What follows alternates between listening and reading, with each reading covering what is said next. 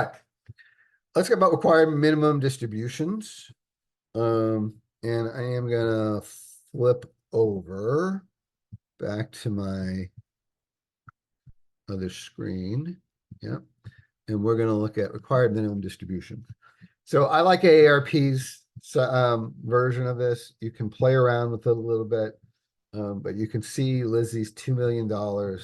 You can see her birthday, and you can look at her return. 4% is low, but for someone who's at sort of their end of their earnings cycle, you could certainly bump this up, but bumping it up, all it's going to do is increase your distributions. So if I say, okay, well, I want to go to 5%, I'm going to end up with more money. The timeline doesn't change, but what I got to take out does change, and it is going to affect my taxability. So,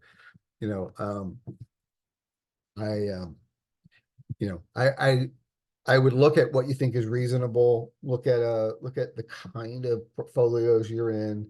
They generally have long-term numbers. I wouldn't look at the last year or two. I'd look at the last 10 to 20 years and kind of figure out what that number is going to be. If the market stays where it's been, it's going to be probably a lot higher than this, which means you're going to have to take out more, and you're probably going to end up paying more taxes.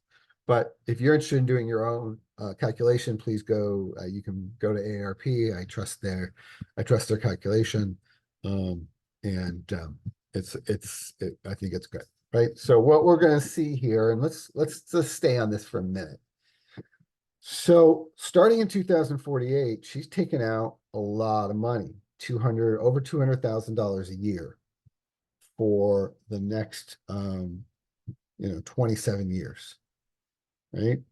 And so you can see already that that's going to massively increase her tax burden, right?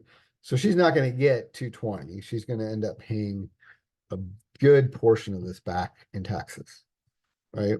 So there is a strategy that says, don't wait this long, particularly in Lizzie's situation, because she doesn't have a lot of income.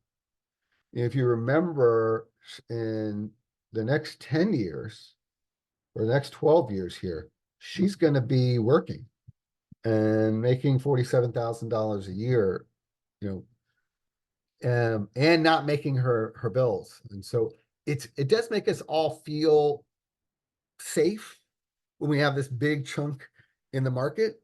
But remember, the market's not stable. And remember, you're given a lot of this money to the federal government as it stands in this existing curve. I would highly recommend talking to your tax advisor, but I would tell you my own personal opinion is I would start withdrawing when I hit certainly when I hit 59.5, when I'm allowed to without a penalty. But she might even, given her low income, she might even consider taking out even with the penalty. Because I think if you run the numbers, if your tax advisor runs the numbers, making this curve come out much further is going to ultimately reduce her lifetime tax burden.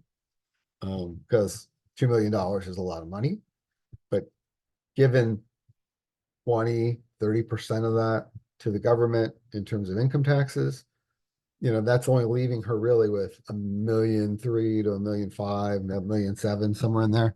So it's definitely a conversation, and I would definitely talk to a tax advisor on this point. If you don't have a tax advisor, please reach out to me. I have a lot of relationships there, and I'm glad to help connect you.